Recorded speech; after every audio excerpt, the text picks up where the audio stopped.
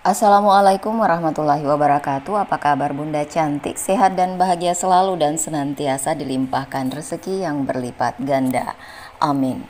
Part 4. Suamiku mencela kekuranganku. Pelanggan 3 orang duduk menunggu. Ada 2 lain yang sarapan. Olivia sudah merasakan keringat mengalir di balik punggung bajunya. Kalau pagi, 2 tangannya siaga melakukan semua. Terlihat melelahkan tapi wajahnya segar bersemu dalam senyum lepas.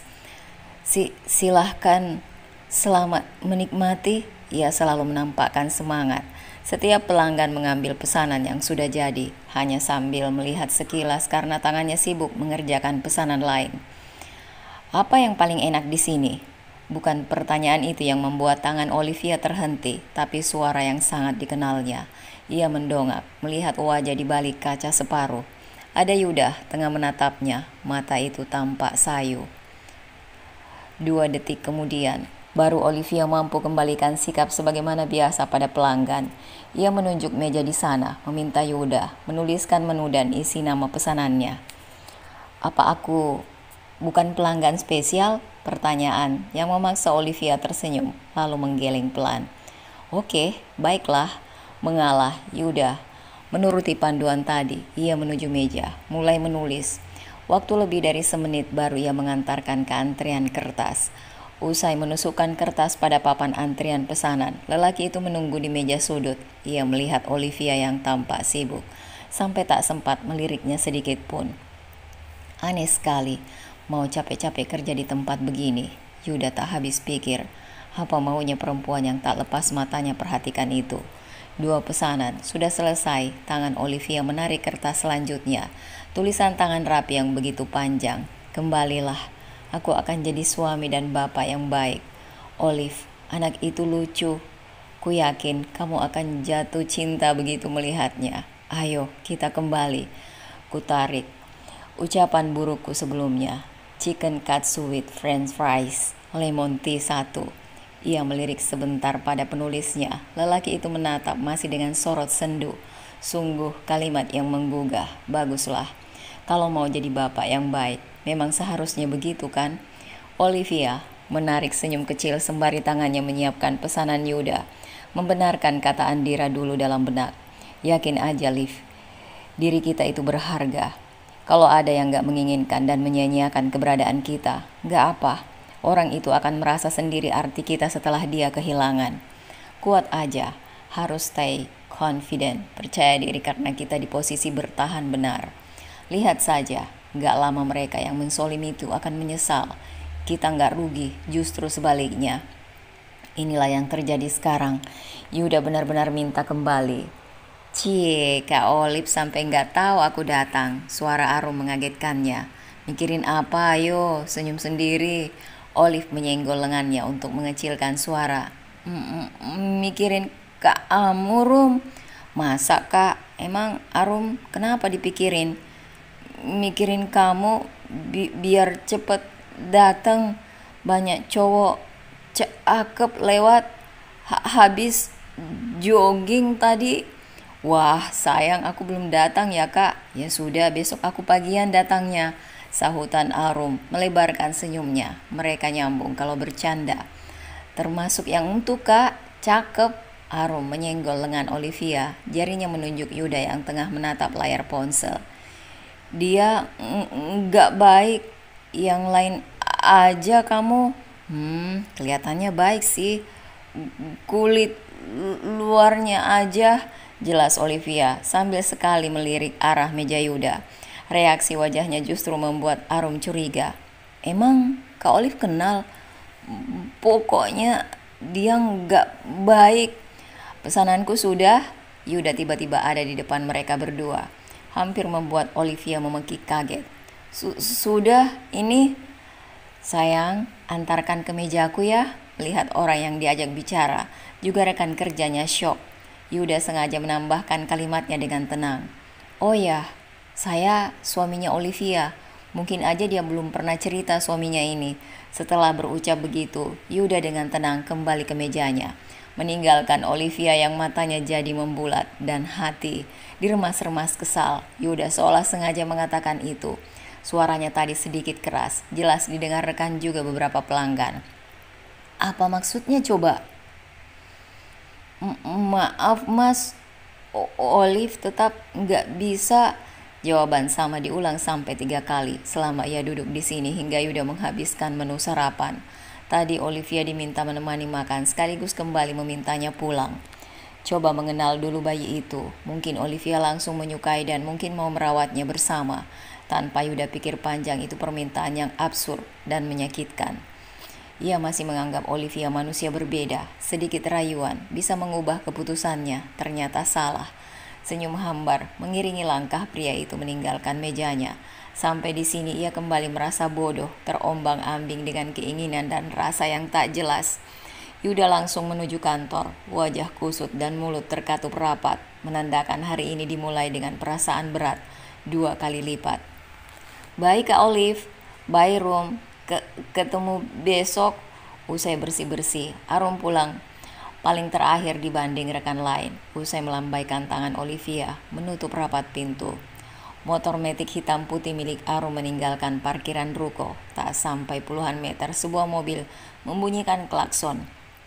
Tepat di belakang, ia memperlambat laju, mengira mobil itu ingin mendahului. Tin, klakson lagi. Memaksanya menoleh dari kaca yang terbuka, ia melihat pengemudi mengode berhenti di depan. Arum mengerut dahi, tapi pria berkemeja itu segera mengingatkannya pada tadi pagi. Mobil sudah mendahului, berhenti di parkiran sebuah kafe. Gerakan tangan lelaki itu memaksanya berhenti juga di parkiran. Apa Olivia tinggal sendiri di situ? Maksudnya yang lelaki waktu itu sering datang siapa? Usai memesan sesuatu, juga bertanya nama Arum. Yuda langsung memberondonginya dengan pertanyaan. Arah siapa lelaki yang dimaksud? Segera dimengerti gadis 19 tahun ini. Iya, Kak Olive sendiri kok Pak. Kalau lelaki yang Bapak tanya itu Pak Erlan, bos kami. Oh, bos, apa dia tinggal di dekat situ? Penasaran lagi, tapi Yuda menampakkan wajah santai sambil menyeruput minum di depannya. Enggak Pak, datang juga jarang-jarang.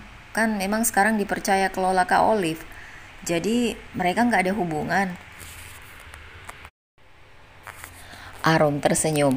Ya enggak lah Pak, Pak Erlan itu sudah tunangan. Nggak lama lagi nikah. Mengangguk-angguk, Yuda menahan luapan leganya. Ia mengajukan beberapa pertanyaan lain yang lebih santai, mulai dari sikap Olivia selama kerja dan pendapat Arum tentang perempuan yang jadi memenuhi pikirannya ini.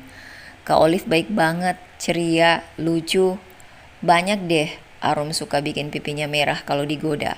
Sama, Yuda menyahut dalam hati. Setelah jauh aku malah sering ingat pipinya yang merah itu. Pak, Arum melambai tangan di depan wajah Yuda yang tak berkedip menatapnya. Oh iya, itu saja Arum, terima kasih infonya, saya cuma tanya itu saja. Dengan hati-hati, Yuda mengingatkannya untuk tak memberitahu pertemuan mereka ini. Rupanya seharian ini ia masih bergelut dengan rasa asing yang mendorongnya ingin tahu banyak. Yuda sendiri tak tahu pasti apa tujuan melakukannya. Sudah jelas Olivia menolak kembali, tapi sejak sedikit informasi Arum tadi, ia plong, amat lega. Setidaknya tak perlu khawatir dirinya memiliki saingan sementara ini. Matahari baru muncul, tapi Olivia sudah tampak berkeringat. Punggung kaosnya basah. Ruang atas dan dalam ruko bersih rapi. Ia memang jadikan kegiatan pagi ini sebagai pengganti olahraga. Sebenarnya bisa saja santai karena ini bukanlah tugasnya. Namun menurutnya ini pengalaman mengasyikan, mengajarkannya menjadi wanita yang tidak manja. Lelah sedikit untuk mendapat kesenangan lebih. Saat melihat hasil tangannya itu dirasa Olivia berharga. Usai bersih-bersih dan sarapan di dapur mini balkon, sekarang ia mendorong rolling door sambil terbuka setengah menanti pengantar bahan datang. Menjaga kesopanan, Olivia mengangguk sedikit sambil tersenyum ramah. Maaf, belum buka. Nanti jam 7-an baru siap. Ia mengira orang itu salah satu pelanggan. Saat melihat keluar matanya bertemu tatap lekat seseorang, lelaki tinggi berkulit putih, mengenakan hoodie abu-abu, berdiri di sisi selasar ruko. Oh, jadi lo yang tinggal di sini? Lelaki itu mendekat, bertanya dengan nada datar. Olivia menunjuk diri seakan menanyakan apa itu pertanyaan untuknya.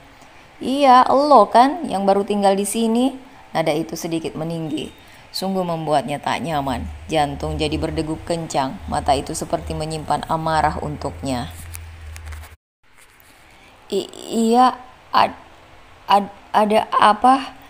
Cepet lo pergi kalau mau aman. Jauh-jauh, jangan sampai gue melihat lo di sini. Desis lelaki itu tajam. Per pergi? Maksudnya? Lelaki bermata gelap dan dingin itu maju lagi mendekat. Tubuh tinggi menjulang membuat Olivia mendongak. Pergi jauh secepatnya, kalau enggak, lo lihat aja ntar. Berbalik cepat, lelaki itu hampir menabrak Yuda yang tiba-tiba aja ada di sana. Hei, tak terima ditubruk tanpa permintaan maaf. Yuda menegur, tapi dibalas tatapan sinis sekilas. Langkah panjang cepat membawa pria asing itu masuk minibus hitam. Yuda menahan langkah lalu berbalik, melihat Olivia yang menegang. Siapa itu? Dia ngomong apa tadi? Pasti wajah Olivia membuat Yuda khawatir. Tangannya baru bergerak mau menyentuh pundak dengan refleks ditepis. Dia marah, kenapa? Sepertinya Olivia butuh waktu menguasai diri. Itu makin membuat Yuda khawatir. Makanya kamu itu gak aman sendirian, mending pulang. Aku antar kamu nanti ke rumah mama. Kalimat panik Yuda membuat mata Olivia beralih padanya. Sejenak menelisik dalam-dalam. Apa orang tadi teman Mas Yuda? Buat apa Mas main ancam segala? Loh, maksudmu apa? Yuda menggeleng tak paham. Hei, jadi pria tadi mengancammu. Kenapa? Mendesah lalu melepas nafas kasar. Mata Olivia membulat kembali menatapnya malas. Mas, pagi ngapain kesini? Dengkusnya sambil kembali masuk. Pintu kaca ia kunci agar Yuda tak bisa mengejar. Menyalakan musik, berpura tak mendengar namanya dipanggil dari luar. Mas Yuda aneh, dulu di rumah sering aku seakan gak dilihatnya. Sekarang malah begini, menyebalkan. Menakut-nakutinya hanya untuk pulang itu sebuah tindakan aneh. Mah, tumben kesini. Tumben, kemarin mama kesini, kamu aja yang gak tahu. Maria memanggil Bigmon yang langsung tergopoh membawa tas belanjaan dari mobil. Apa itu? Tanya Yuda sambil menautkan pangkal alis. Padahal ia tahu Paan keluarkan box bayi lipat terlihat dari tulisan di kotaknya. Kamu itu ya Yud, anak digeletakkan begitu aja di ranjang. Kenapa nggak terpikir buatkan kamar bayi sih? Yuda tersenyum sumringah. Ia mengejar langkah Maria lalu merangkul bahu wanita itu. Ternyata mama perhatian juga sama baby aku. Gimana pun dia juga cucu mama. Dosa kalau mama lihat terlantar begitu. Kecuali mama nggak lihat. Suara Maria berpura-pura marah. Kasih nama aja belum. Iya mah, sebelumnya Yuda mau kasih nama. Kalau Olivia balik, ternyata dia itu keras kepala. Salahmu sendiri. Ya, ngaku salah. Mama bantuin rayu Olivia bisa kan? Langkah Maria sudah di depan kamar terhenti. Ia menatap putra bungsunya itu. Gini manjanya kamu, sudah dibantu. Satu mau yang lain, akhirnya gak mau usaha. Oke ma, maaf. Yuda menangkup kedua telapak tangan di dada. Maria mengalihkan topi kembali pada bayi. Yuda yang tengah libur weekend diajaknya mengatur penataan kamar. Ia memanggil 2 tukang membantu renovasi. Setelah beres, sorenya ibu anak itu duduk santai di halaman belakang sambil minum jus dan camilan kue buatan Bigmon. Kita buatkan akikah untuknya Yud. Di panti saja biar berkah. Mereka membahas akan mengadakan akikah, juga mencari nama yang baik untuk anggota keluarga baru itu. Browsing beberapa nama, terpilihlah Saka Sankara yang keduanya sukai. Berharap anak ini pembawa kebahagiaan dan keberuntungan untuk orang lain ataupun untuk dirinya sendiri kelak. Dia berhak disayang terlepas dari bagaimana dirinya hadir. Tukas Maria tenang. Hening sesaat, Yuda tampak memikirkan sesuatu yang sangat ingin ia bahas. Mah, Yuda sudah pikirkan apa yang dikatakan Tante Nur ada benarnya? Maria menoleh menatapnya. Aku akan buat surat lahir Saka dengan Olive sebagai ibunya.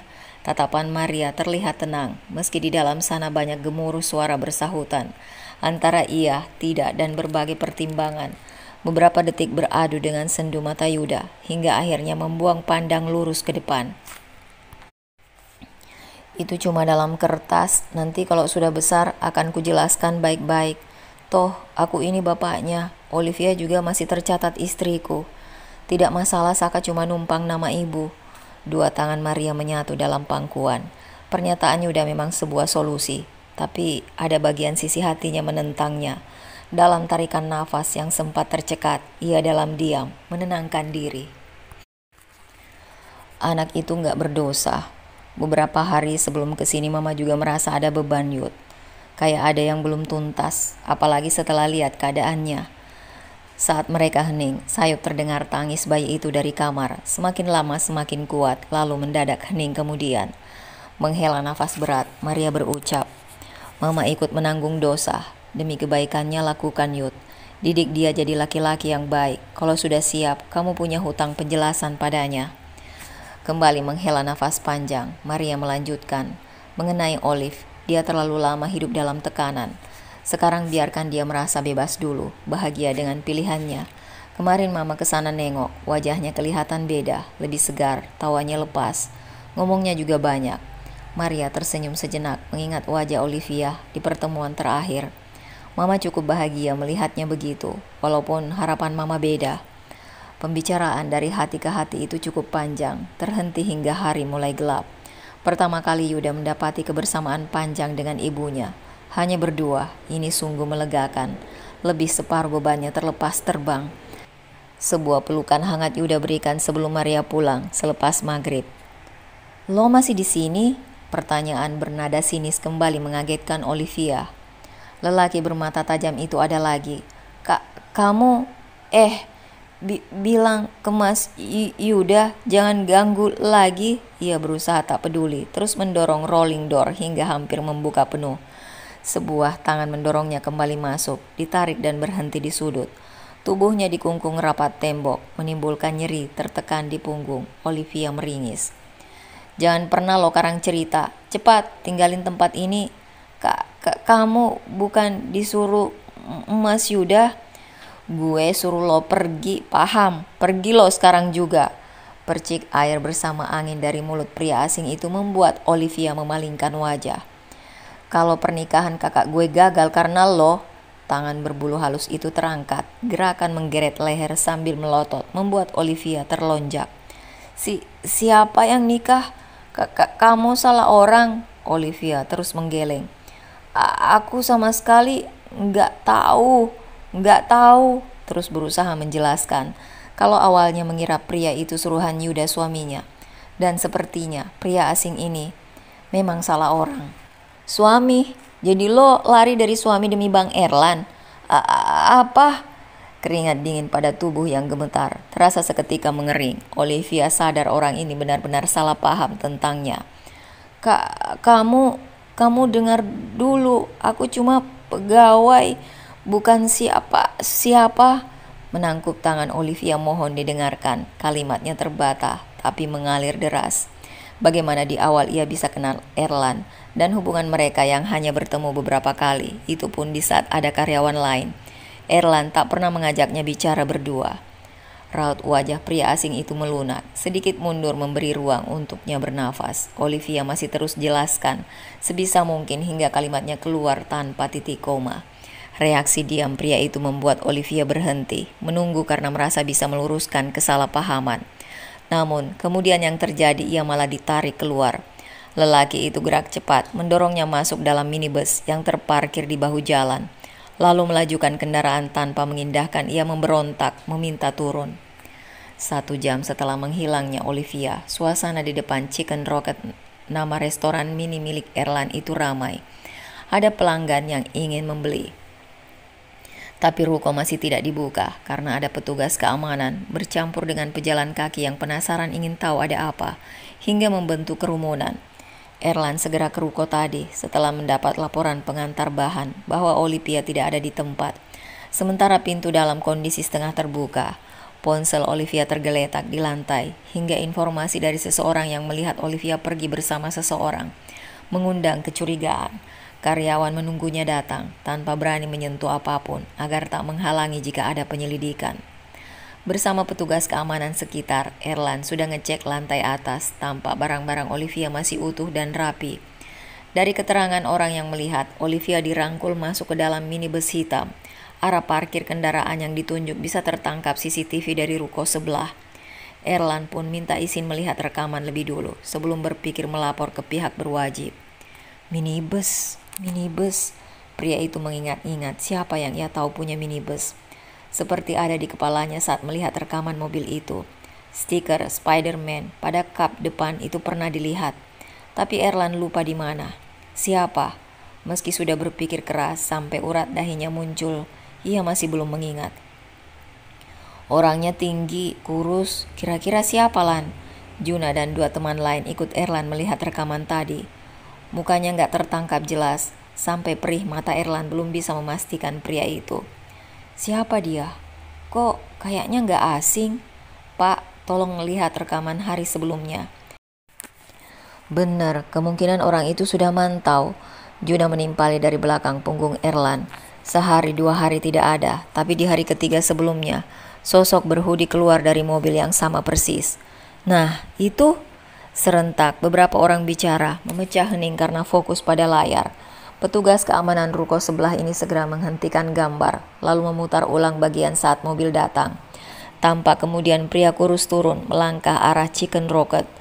Selanjutnya tak terlihat karena berada di luar jangkauan kamera. Masalahnya tempat usaha Erlan belum pasang CCTV. Jeda waktu tak lama lelaki itu kembali. Sebelum masuk ke mobil ia tampak menurunkan penutup kepala.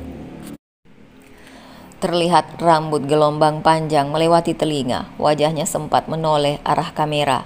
Hentikan. Ya, mundur sedikit. Tolong zoom Pak. Mata Erlan fokus beberapa detik, sedikit menyipit sambil mengingat sosok ini. Plak, ia mengejutkan semua orang. Pukulan telapaknya keras saat mendapat siapa yang otaknya pindai sejak tadi. Siapa? Tanya Juan penasaran. Ini kerjaan Hans, desisnya. Hans? Adik Rania, Ju. Oh, segera kemudian Erlan mengucapkan terima kasih kepada petugas. Ia memastikan Olivia aman dengan lelaki itu. Saya kenal pria itu orangnya baik kok, cuma mungkin hanya salah paham. Jelasnya, sampai semua yakin tak perlu melaporkan ke pihak berwajib. Di tempat lain, Olivia terbangun saat merasa goncangan, ingin membuka mata tapi merasa kesulitan. Beberapa detik kemudian ia menyadari mata dan kakinya terikat. Di mulut tertutup sesuatu melekat kuat. Kapan tertidur? Kapan diikat? Ia lupa. Menggeleng. Coba buang sisa pening malah membuat kepalanya makin berat. Lalu ia pilih diam, menyandarkan kepala pada kursi sambil mengingat apa yang terjadi tadi. Tak lama mobil berhenti. Tubuhnya terasa diangkat seseorang. Tenang, lo sementara diam di sini. Kamu salah orang. Kenapa bawa aku ke sini? Tak bisa melihat, apalagi bicara. Olivia terus menggeliat dalam gendongan orang itu sambil dibaringkan di tempat yang dirasa empuk. Ia makin ketakutan. Dia mau apa?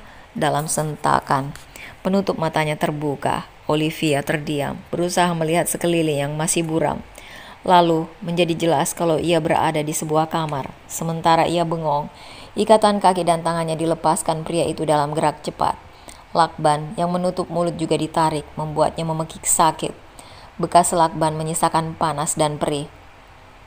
Jangan lo pikir kabur, gue bisa kasar. Lo boleh pergi saat gue izinin. Sorot mata lelaki itu biasa, tidak ada kilatan amarah seperti tadi. Tapi Olivia masih merasa terancam. Tempat asing ini dan ia di dalam kamar bersama laki-laki. Cepat merangkak turun, Olivia menyudut mencari tempat bertahan. Kamu mau apa? Mau apa? Bawa aku ke sini. Masih belum jelas. Kedua alis tebal pria gondrong itu menarik. Lo itu penghalang mimpi kakak gue. Kamu siapa?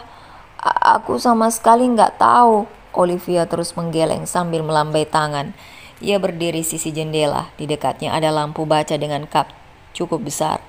Kalau lelaki itu mendekat, ia siap memukul kepalanya sebelum lari. Ya, sebuah rencana pembelaan diri yang tepat menurutnya. Kakak gue gagap, persis kayak lo. Dia calon istri Bang Erlan. Lo, kudu tahu nggak, kakak gue sudah dilamar, tapi kayaknya kehadiran lo ini bikin dia mundurin tanggal. Berkacak pinggang, lelaki itu terus menatapnya. Sampai sini lo sudah jelas, terpelongo sejenak Olivia. Kemudian cepat menggeleng karena merasa sama sekali tidak tahu. Erlan tak pernah cerita. Lo itu diam-diam jadi orang ketiga yang bisa ngerusak impian kakak gue. Nafas Olivia sedetik terhenti. Aroma kemarahan ada dalam tekanan suara itu. Seorang adik yang ingin menggapai mimpi kakaknya. Mata Olivia berkaca-kaca, merasa terharu. Maaf, aku paham perasaanmu, tapi sungguh, Olivia mengangkat dua jari bersumpah. Aku sama sekali nggak punya hubungan dengan Erlan. Kami murni teman. Mungkin aku salah sudah minta tolong banyak padanya. Percaya, iyalah. Pria itu menyipit mata, kedua pangkal alis tebalnya hampir bertaut. Baru mau berucap, ponsel di kantung celana joggernya berdering. Memandangi sejenak layar, ia menerima panggilan itu dengan speaker diperbesar. Iya bang, kamu di mana Hans? Kenapa? Mana Olivia? Kamu bawa dia? Santai bro, gue gak bawa, dia yang mau. Pelototan Olivia dibalas kalem pria bernama Hans ini. Jangan ngarang kamu, di mana sekarang dia? Hans menggeser layar gambar telepon merah. Memutuskan sambungan sepihak. Dia nyari lo, suaranya sekhawatir gitu, sudah pasti ada niat lain. Aku cuma nganggap Erlan teman. Itu loh, dia. Sikap Bang Erlan tuh beda. Kalimat datar Hans menusuk Olivia dalam rasa bersalah. Ia merasa jadi perusak hubungan orang tanpa sadar. Permintaan tolongnya pada Erlan saat itu mungkin awal semua bermula. Kalau lo punya hati, lakuin apa yang gue rencanakan. Tapi kalau enggak, lo pergi jauh-jauh dari calon ipar gue. Ponsel Hans kembali berbunyi sambil menatap layar Hans mengingatkannya. Lo pura-pura mantan gue, kita baru ketemu lagi, masih saling cinta, paham? Hans cepat memberikan ponsel itu ke tangan Olivia. Bikin suara lo seceria mungkin.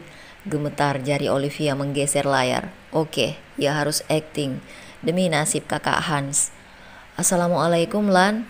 Suara khawatir Erlan langsung terdengar. Memberondong tanya sampai terlupa menjawab salamnya.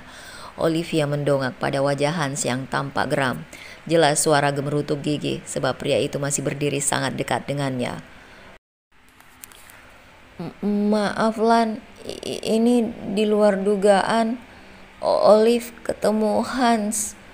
Kami ketemu lagi beberapa hari lalu. Terus dia culik aku, mau kasih kejutan. Maksudmu apa, Liv? Aku gak percaya. Kapan kamu kenal Hans, ha? Dia teman lama Olive Lan. Maaf ya. Aku izin libur dulu. Mendengkus lihat Olivia terbata. Hans mengambil alih ponsel. Dengar kan, dia gak apa-apa bang. Olivia izin 3 hari. Kami mau liburan dulu. Apa? Hans, apa-apaan? Klik. Hans kembali memutuskan sambungan lalu mengembuskan nafas kasar ke atas. Olivia, mulai sekarang lo harus belajar acting sama gue. Sial, apa maunya tuh anak? Napa Lan? Di mana Hans bawa dia? Melihat Juna, Ben dan lainnya, Erlan kemudian menunduk lemah. Katanya mereka mantan. What? Yakin? Erlan menggeleng. Gue ragu, tapi Olive kayaknya baik-baik aja. Juna memukul pundak sahabatnya itu. Udah kalau gitu yang penting kan kita sudah tahu keadaannya. Enak banget ketemu mantan. Gue jadi pengen, celutuk yang lain, disambut beberapa tawa. Juan yang melirik raut Erlan jadi tersenyum simpul. Napa nih, kayaknya ada hati yang lepas. Lu ada hati sama Olivia Lan? Ben ikut penasaran. Erlan mengusap muka, tak menjawab. Jangan bilang karena dia mirip Nia. Maksud gue, mirip cara ngomongnya. Juan terkekeh ringan. Orang yang ditanya tampak malas menjawab. Dah, Rania nggak kalah unik dibanding Olive Lan. Yuk, kita makan aja. Lapar, lapar. Ben mengalihkan perhatian dengan menunjuk area saji. Makanlah, gratis buat kalian. Mendengar gratis, 5 orang teman Erlan itu langsung menyebutkan pesanan masing-masing. Mereka ramai, sementara Erlan langsung menepi ke belakang. Dia masih memikirkan kemana kira-kira Hans bawa Olivia. Benarkah mereka berlibur 3 hari? Mantan liburan berdua ngapain aja? Tanya itu sangat mengganggu pikiran Erlan. Di tempat lain, Yuda setengah berlari begitu turun dari mobilnya. Ia ada di depan unit gawat darurat rumah sakit. Setelah mendapat telepon dari kakaknya beberapa menit lalu, segera meninggalkan ruang rapat. Sebuah berita yang membuatnya nyaris tak bernafas. Maria mengalami kecelakaan di Simpang 4. Saat lampu jalan sudah hijau, mobil yang dikendarai Paan mulai jalan. Tak disangka dari arah kanan ada pengendara roda 4 melanggar lampu merah. Dengan kecepatan tinggi, tubrukan keras tepat mengenai pintu penumpang di mana tempat Maria duduk. Jantung Yuda berderap kecepat. Melihat semua keluarga sudah berkumpul, ia memang sedikit terlambat dikabari. Ada Trenggono dan 3 kakak lelaki yang kesemuanya menampakkan wajah tegang. Alex, sang kakak ketiga, meremas bahunya, menyalurkan kekuatan. Yuda tak mampu bertanya bagaimana kondisi mama tercinta. Benaknya nyeri menahan kekhawatiran teramat sangat. Namun beberapa saat kemudian, mereka harus siap menerima berita buruk. Dokter didampingi 2 perawat menyampaikan kalau Maria tak dapat ditolong. Pendarahan hebat akibat benturan kepala. Sekejap, wajah-wajah ini terpaku. Detik-detik awal nyawa dirasa ikut melayang tanpa bisa berpikir. Hingga istighfar keluar dan menyadari takdir darinya. Kalimat dokter itu sungguh tertata, penuh kelembutan, tapi sungguh mengguncang jiwa. 5 lelaki itu pun saling berangkulan membagi kekuatan. Air mata mengalir tanpa suara. Yuda melepaskan diri dari pelukan. Saat yang lain menghambur masuk melihat jasad wanita tercinta. Ia terduduk lemah pada kursi besi. Muka dan matanya basah. Tangan terkepal teramat kuat hingga buku-bukunya memutih. Ia meninju-ninju kursi di sisi badan, melepas nyeri yang menerkah. Rongga dada, lecet dan berdarah. Tak dirasa sakit dibanding rasa kehilangan yang begitu mendadak ini. Pertemuan terakhir dengan Maria, wejangan panjang, tawa lembut, sampai pelukan di akhir pertemuan mereka kemarin terasa baru saja terjadi. Mengingat semua, Yuda menangis sesegukan. Kenapa mama pergi? Kenapa secepat ini? Yuda masih membutuhkan mama. Masih butuh, Ma. Duka menyelimuti. Wanita tercinta harus diikhlaskan pergi. Meski lelaki parubaya itu tampak tegar, tak sedikit pun ia beranjak dari sisi jasad sang istri. Pemakaman akan dilakukan hari ini juga. Nanti selepas asar, waktu yang tersisa bisa melihat, tinggal sebentar. Trenggono sesekali mengusap 2 tangan kaku yang bersedekap, sementara mulut dan hati khusyuk membersamai lantunan doa yang tak putus terucap. Keikhlasan ini adalah bentuk lain saluran cintanya, bukan lagi sentuhan, rayuan, dan kalimat penuh kasih sayang Maria butuhkan, tapi doa terbaik, dan melanjutkan apa yang wanita itu pernah impikan. Selama Maria mendampinginya, terjangan ombak besar, lemparan batu, bahkan kerikil tajam di bawah telapak kaki berhasil mereka lewati. Sama-sama suka keterbukaan, tak suka tegang berlarut-larut, membuat masalah sebesar apapun keduanya hadapi dengan tenang. Minum dulu, Pak. Yuda menyodorkan segelas air mineral yang sudah dipasang sedotannya. Yud, Olive sudah tahu? Suara Trenggono pelan dan serak. Merasa hatinya tercubit, Yuda menggeleng pelan. Raut lelaki muda ini sangat kuyu, matanya menyipit karena lembam. Bola matanya terus perih, basah. Kasih tahu, Olive harus tahu. Iya, Pak. Yuda pelan beranjak. Ia memang terlupa mengabari Olivia. Otaknya dirasa sedikit buntu atas kejadian mendadak ini. Menyudut, Yuda keluarkan ponsel. Rasa kesal muncul saat 3 kali panggilan tak diangkat. Bahkan di panggilan terakhir, ponsel Olivia tidak aktif lagi. Apa kamu gak merasa mama sudah pergi, Liv? Ia menatap nanar kontak Olivia pada layar. Yuda, ayo. Seorang saudara merangkul bahu, mengajaknya ke ruang depan. Mereka harus bersiap untuk salat jenazah. Handphone Olivia disimpan Erlan dalam laci. Hari ini ia akan di sini sambil berharap Olivia tidak benar-benar libur sampai 3 hari. Ia sempat mengontak Nia bertanya tentang Hans. Tunangannya itu mengatakan kalau sang adik barusan telepon, mau mengenalkan calon istri padanya. Tak ingin banyak tanya, Erlan cepat memutuskan panggilan. Curiga tapi ia tidak mau banyak cerita pada Rania. Nanti ujung-ujungnya perempuan itu akan cemas berkepanjangan, malah membuatnya makin lelah. Erlan membuang resah. Hari ini pembeli tampak datang tanpa jeda. Ketika membuka laci, suara yang didengar makin jelas. Tampak layar ponsel Olivia menyala. Baterainya habis, belum sempat Yuda menjawab. Erlan bergerak ke sudut ruang, mengisi daya dengan charger miliknya. Saat karyawan bersih-bersih sebelum tutup, Erlan kembali mengontak nomor Hans. Ia masih ingin memastikan keadaan Olivia. Ia memang cukup baik mengenal Hans, meski hanya beberapa kali bertemu. Pria itu kembar, pengantin tunangannya, juga sosok pengganti orang tua untuk Rania. Orang tua mereka menjadi korban hilangnya sebuah pesawat komersil. Terjadi saat Hans dan Nia masih SMA. Erlan menduga kejadian tadi termasuk tindakan protektif Hans pada kakaknya. Pengunduran tanggal pernikahan yang ia minta. Mungkin saja Hans cari tahu alasannya. Yah, Erlan yakin ini akal-akalan Hans. Ia tak sabar panggilannya diangkat. Hans, mana Olivia? Aku mau bicara. Kenapa bang? Ngomong aja nanti gue sampein. Dia itu karyawanku. Aku yang berhak mengatur liburnya. Kalau gitu Olivia berhenti. Apa? Dia sekarang tunangan gue. Siapa yang lebih berhak ngelarang? Jangan bertindak semaumu Hans. Olive masih istri orang. Jangan buat masalah kamu. Mereka Hans pasti resmi cerai setelah ini bang. Kita udah janji sama-sama lagi. Abang santailah. Biarin karyawan abang ini happy. Ciao. Benar-benar dimatikan. Erlan memukulkan ponselnya ke meja sambil berdecak keras. Sementara itu, rumah keluarga Trenggono, usai pemakaman semua kembali ke rumah. Di antara kesibukan keluarga dan asisten rumah mempersiapkan tahlilan nanti malam, Trenggono beristirahat di kamar tamu. Setelah sejam berlaku, merasa siap masuk kamar utama, ia minta ditemani kedua putranya. Duduk di bed, ukuran king yang masih beraroma khas sang istri, mata Trenggono langsung tertuju pada foto besar lain. Papa sambil makan ya, Yuda mengingatkan setelah masuk bersama Bibi, membawa semangkuk sup hangat.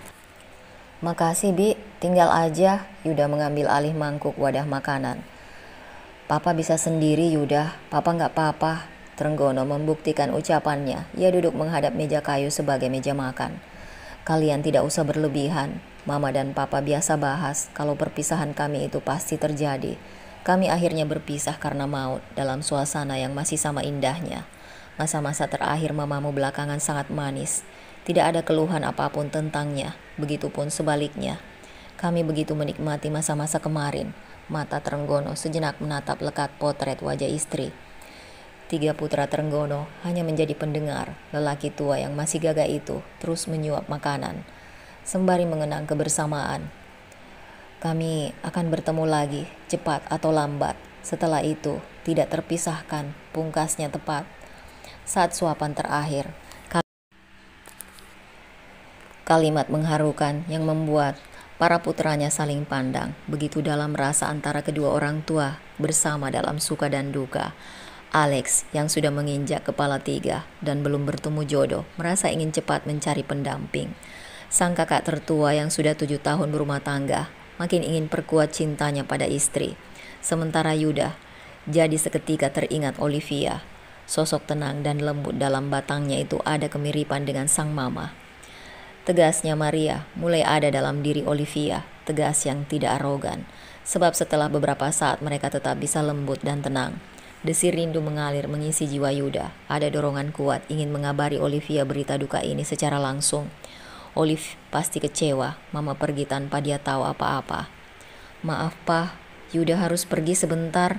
Setelah mendapat anggukan Trenggono, ia segera melesat keluar. Yuda sampai di depan ruko Chicken Rocket. Saat sudah tutup, masih di dalam mobil, ia coba hubungi ponsel Olivia. Langsung tersambung, dahinya mengkerut setelah mendengar si penerima bersuara laki-laki. Ini siapa? Olivia mana? Olivia libur, ini ponselnya tertinggal. Liburan apa sampai ponselnya ditinggal? Meski tenang, suara Yuda penuh penekanan. Ia merasa sedang dibohongi. Cepat berikan padanya, ini penting. Mau bagaimana saya jelaskan? Olivia libur kerja. Kalau ada yang penting katakan saja, nanti saya sampaikan. Yuda berdecak kesal, kemudian mengatakan bermaksud sampaikan berita duka mamanya pada Olivia. Innalillahi wa inna ilaihi rajiun. Erlan langsung merendahkan nada suara, menyampaikan bela sungkawa. Tolong berikan ponsel padanya. Saya nggak bohong, Mas. Olivia memang sedang pergi. Pergi kemana? Anda kalau ngomong yang jelas. Emosi Yuda menaik. Saya akan kabari Olivia lewat temannya. Minta kirimkan nomornya, saya mau bicara langsung. Oke, tunggu sebentar. Dengan ponselnya, Erlan segera mengirim kontak ke nomor Yuda. Kabar duka dari wanita yang pernah dilihat saat menemui Olivia itu mengejutkan, membuat hatinya turut merasa kehilangan. Apalagi perasaan Olivia, hubungan mereka sangat dekat. Sementara itu di tempatnya, Yuda terkejut melihat nomor yang dikirim Erlan. Itu kontak bergambar laki-laki gondrong, bertelanjang dada di sisi kolam renang yang ia mengira tadi yang akan dikirim oleh nomor kontak Arum. Hans Tanaka, siapa dia? Genggaman Yuda pada ponsel mengetat. Mata tajam menghunus gambar kontak yang ia perjelas. Sosok mungil di balik punggung pria itu.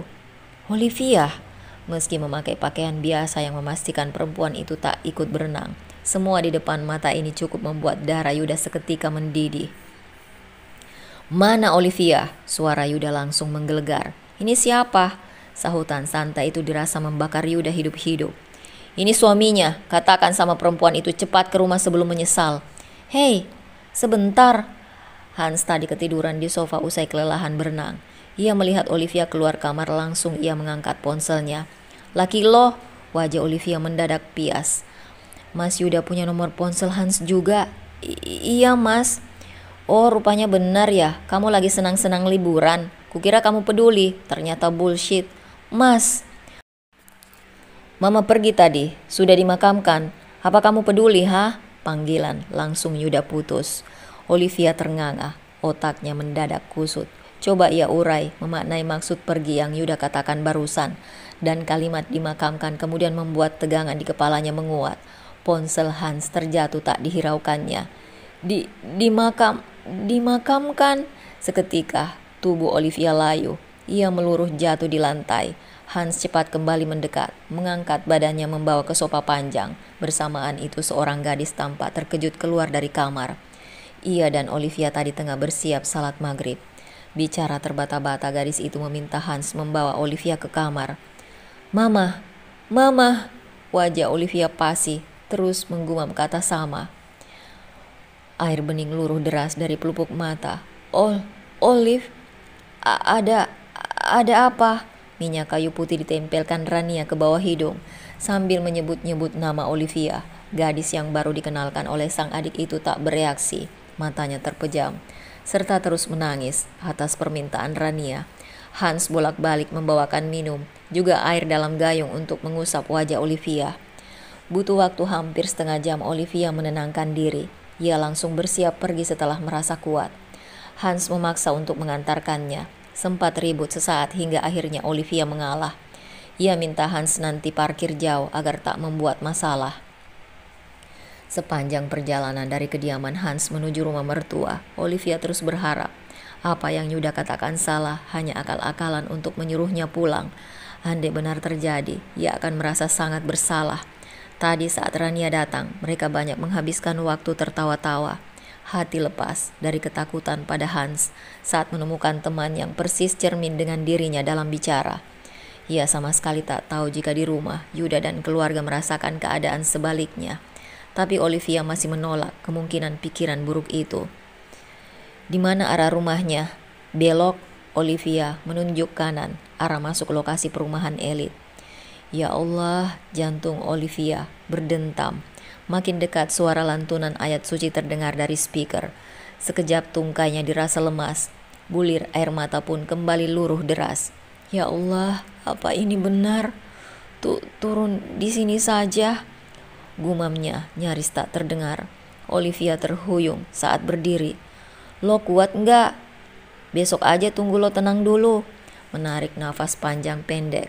Sesaat Olivia memastikan dirinya kuat. Ia melepas tangan Hans yang memegang bahunya. Olivia, bersamaan keduanya menoleh pada asal suara. tampak lelaki berkemeja hitam. Sepertinya baru turun dari salah satu mobil yang pada terparkir. Wajahnya memerah padam menatap mereka. Luapan amarah yang tadi ia alihkan kembali membumbung tinggi.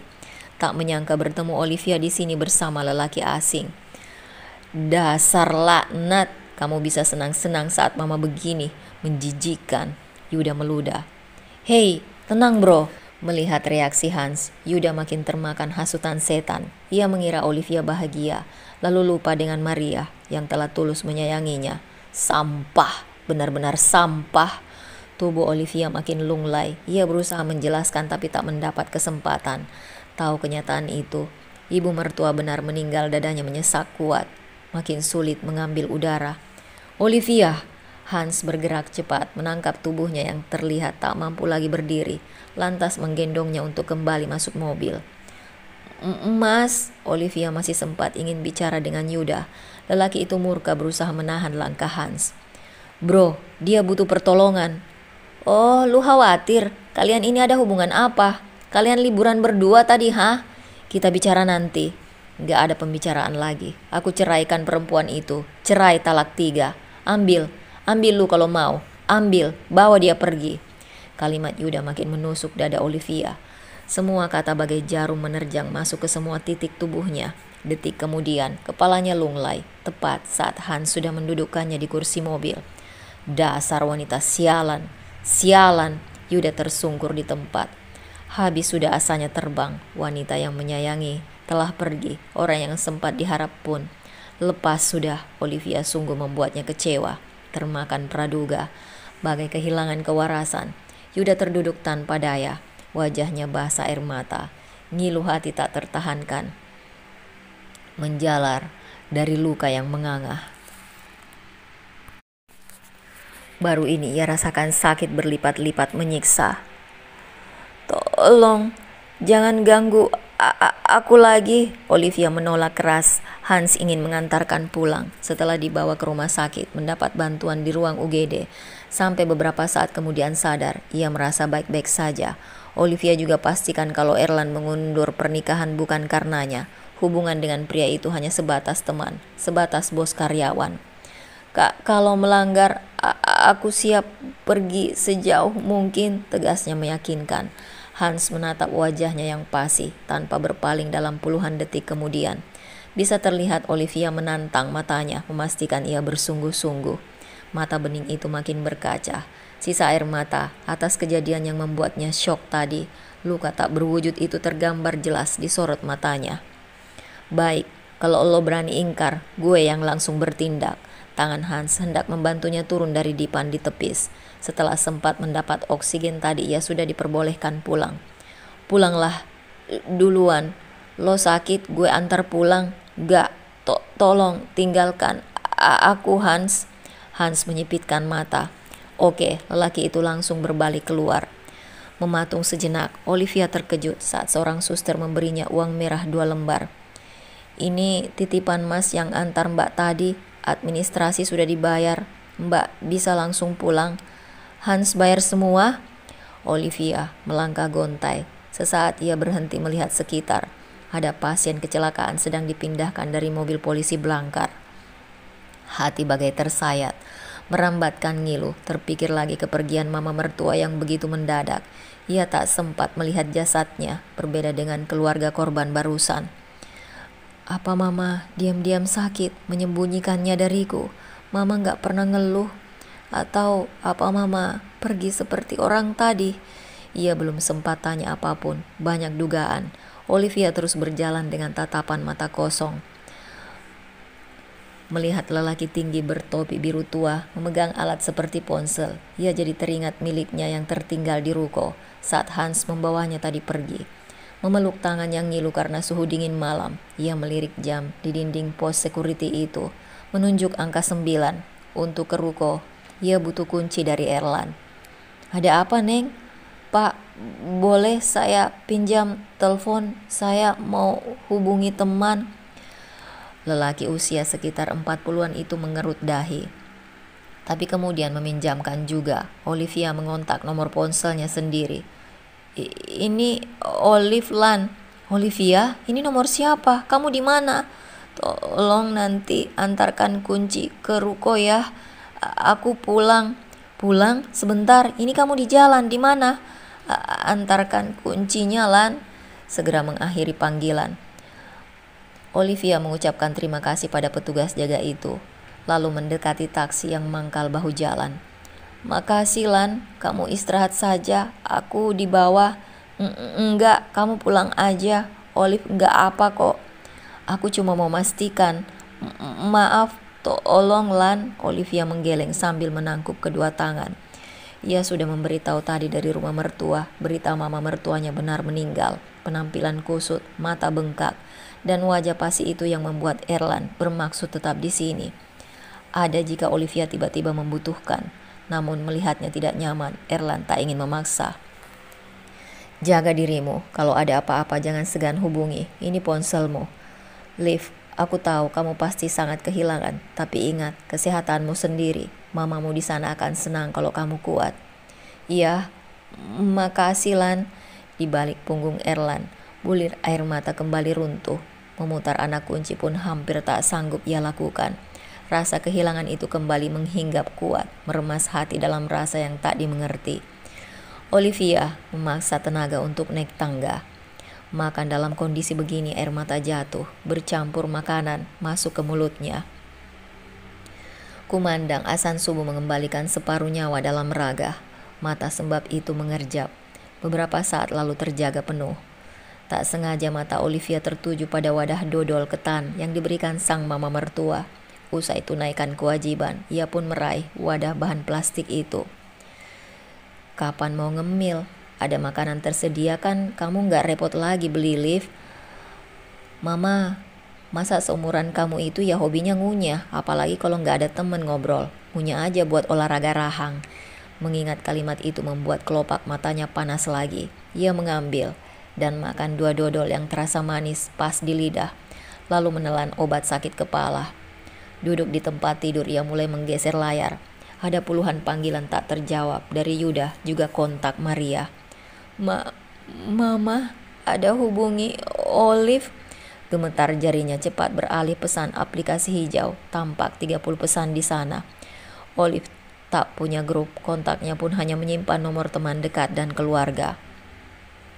Pesan dari Yuda sebagian tampak sudah dihapus, dari Arum juga Andira. Satu nama di bawah yang mengirimkan pesan belum terbaca adalah kontak Mama Maria. Liv, Mama nanti ke situ. Kamu mau titip dibawain apa? Air mata makin deras seluruh. Suara Olivia tergugu saat membaca lagi pesan yang lain. Baru dikabari ada kegiatan. Nanti Mama samper pulangnya ya.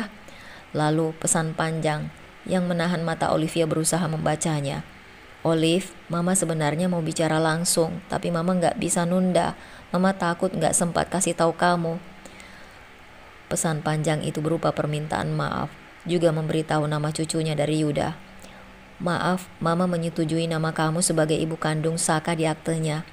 Hati Mama gak bisa nolak saat lihat anak itu. Nanti kita ketemu langsung. Mama akan ceritakan semua perasaan ini. Mama minta keikhlasan Olivia, biar hati Mama lega. Mama, Olivia gak apa-apa, Ma. Olive gak marah. Tangis Olivia makin sesegukan. Ia menempelkan handphone ke dadanya, seraya menengadahkan ke atas. Olive, ikhlas, Ma. Ikhlas. Mama, jangan merasa bersalah.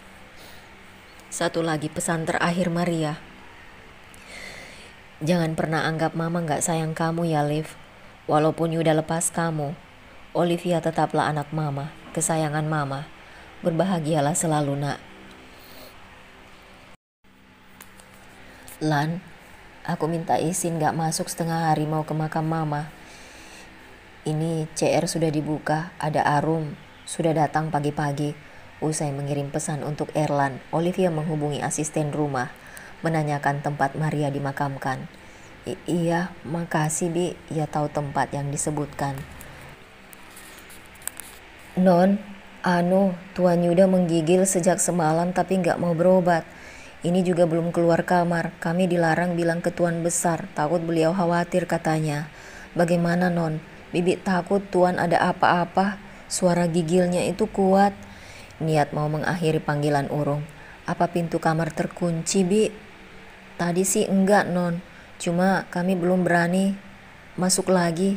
Tadi Bi Mun masuk disuruh keluar. Kata Tuan gak apa-apa. Padahal suaranya gemetar gitu. Olivia terdiam sejenak, menghela nafas. Nanti saya ke situ. Iya Non, kami serba salah mau hubungi siapa. Usai menutup telepon, Olivia tak pikir panjang memesan ojek online. Ia akan ke rumah Yuda dulu, baru ke makam. Mas, kita memang bukan suami istri lagi, tapi kita bisa jadi saudara sebagai anak mama papa. Setiba di rumah, para asisten berbondong menyambut kedatangannya. Mereka seperti mendapat angin segar melihat ia kembali ke rumah ini. Olivia langsung ke lantai atas, membuka pintu. Tampak lelaki itu bergelung selimut hingga setengah wajah. Suara gemetar terdengar, tubuhnya pun menggigil. Olivia lekas mendekat. Makin terlihat kulit wajah Yuda memerah. Setelah menarik nafas panjang, ia permisi sebelum menyentuh kening pria itu. Hanya mewaspadai kalau tiba-tiba kaget dan mengamuk seperti semalam. Pak, panas sekali. Olivia langsung memandangi Bi Mun yang berdiri di dekat pintu. Mas Yuda sudah makan? Belum, Bi. Belum, Non. Bibi ada buatkan bubur pagi-pagi tadi. Ya, tolong bawa ke sini, Bi. Mendengar suaranya tampak wajah Yuda sedikit terkejut. Ia tidak sedang bermimpi, merasa keningnya disentuh tangan lembut tadi.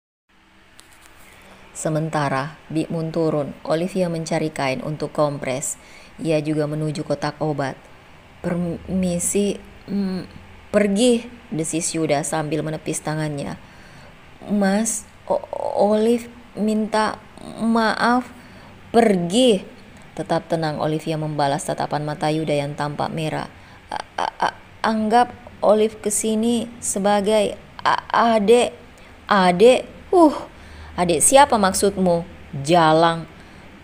Mas, boleh maki sesuka Mas. Olive terima. Kembali Yuda, menepis tangannya yang akan memasang kain kompres. Menggigit bibir Olivia menahan perih hati.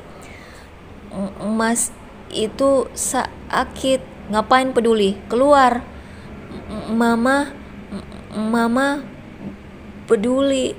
Mama sedih kalau lihat Mas Yuda begini. Terus memaksa, Yuda pun terus memukul tangannya menjauh. Denyut sakit pada tulang kurusnya tak Olivia rasakan. Ia hanya mau Yuda melunak. Hingga saat mencoba lagi, pria itu kelepasan mendorongnya sangat kuat. Tubuh Olivia terjengkang ke belakang. Pekiknya membuat Yuda tersentak hingga terduduk. Jarak 2 meter di lantai tampak Olivia meringis tertunduk. Sudah ku bilang pergi ya pergi. Nada suara Yuda sedikit turun. Ia melongo sesaat melihat perempuan itu mengusap air mata lalu berusaha bangun. Dengan tenang kembali mendekat. Menata 2 bantal pada punggung ranjang di belakangnya. Baring Mas. Olive kompres. Kalimat bergetar hingga nyaris tak terdengar. Sentuhan pada bahu Koko juga amat lembut. Amarah masih kuat, tapi kalah dengan suara lain. Kesal tapi juga tak sanggup lagi memaki. Sikap Olivia menyiksa hatinya hingga tak punya pilihan selain menuruti. Kalau panas, jangan pakai selimut tebal. Yuda memejamkan mata pasrah. Tulang rahangnya mengeras. Melawan kecamuk perasaan, Bi Mun mengetuk. Bawa sini, Bi. Nampan berisi semangkuk bubur dan air minum berpindah tangan pada Olivia. Bibi di sini aja, lanjutnya menahan gerak Big Moon yang akan keluar. Oh iya Non. Sedikit bingung, wanita sederhana itu mengambil duduk di kursi pojokan kamar, berpura melihat-lihat gambar tabloid di atas meja. Mas harus makan. Yuda diam, tapi bola mata di balik kelopak itu tampak bergerak-gerak. Dengan diam dan tidak ngamuk, itu sudah jauh lebih baik menurut Olivia. Tangan kanannya mendekatkan sendok ke mulut, sementara tangan kiri menyentuh pelan pipi berjamban halus itu. Senyumnya terbit melihat Yuda membuka mulut. Selanjutnya tidak ada yang bicara sampai bibir itu habis. Mas, obatnya. Cepat duduk sampai kain kompresnya jatuh. Yuda tanpa bicara mengambil tablet dan meminumnya cepat, lalu kembali menyandarkan punggung dan pejamkan mata.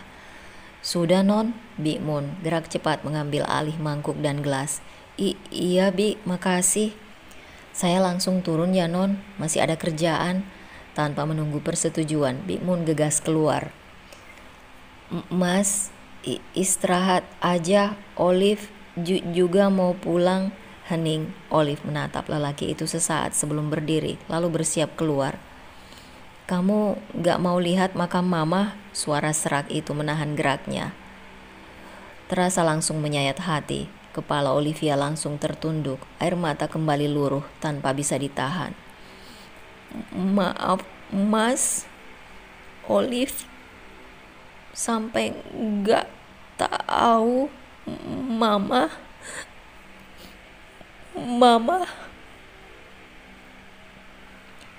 Olivia tergugup pilu. Yuda membuka mata, menatap punggung kurus layu itu berguncang. Duka terlihat bergelayut berat di sana. Maaf juga terlambat kabari kamu. Mas, gak salah. Olive yang salah.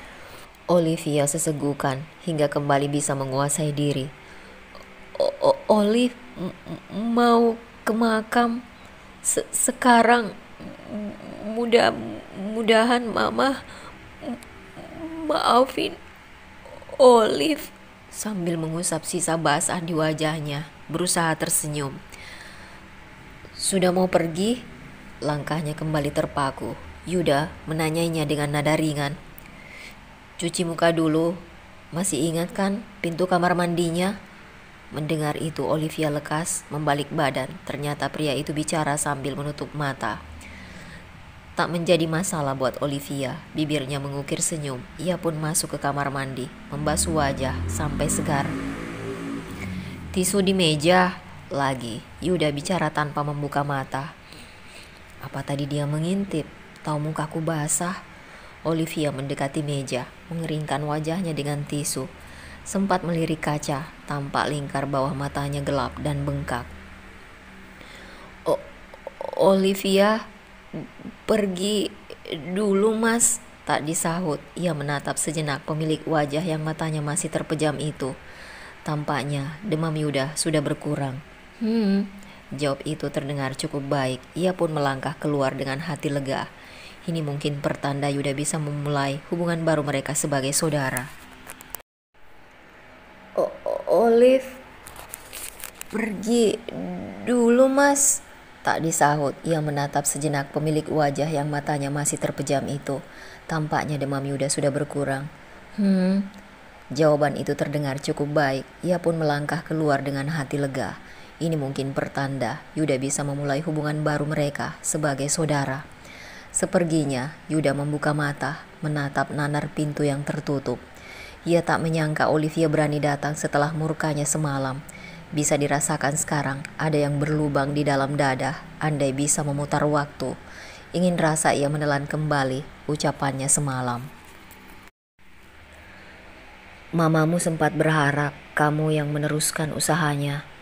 Saya cuma menantu, Pak. Kami tidak menganggap begitu. Jangan berpikiran buruk. Masalah dengan anak-anak itu Papa bisa jelaskan. Olivia, cukup persiapkan diri saja, dibawa santai saja. Jangan dijadikan beban. Papa menunggu saatnya kamu siap.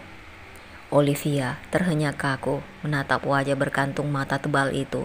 Tampak sangat berharap, sementara ini ia menahan diri membantah. Datanglah, kapan kamu bisa nak? Trenggono memintanya kembali bicarakan itu setelah sudah siap. Tadi setelah dari makam, Olivia langsung silaturahmi pada bapak mertuanya. Banyak meminta maaf atas ketidaktahuannya dengan berita duka ini. Tangis yang tumpah di makam kembali berlanjut hingga pembicaraan mereka diakhiri membahas bisnis peninggalan almarhumah. Kembali ke ruko, badan Olivia tampak layu, melangkah pun terlihat dipaksakan. Ia minta izin pada Erlan melalui telepon akan istirahat dulu hari ini. Hampir 2 jam sudah ia terlelap, membalas lelah semalam yang nyaris tidak tidur.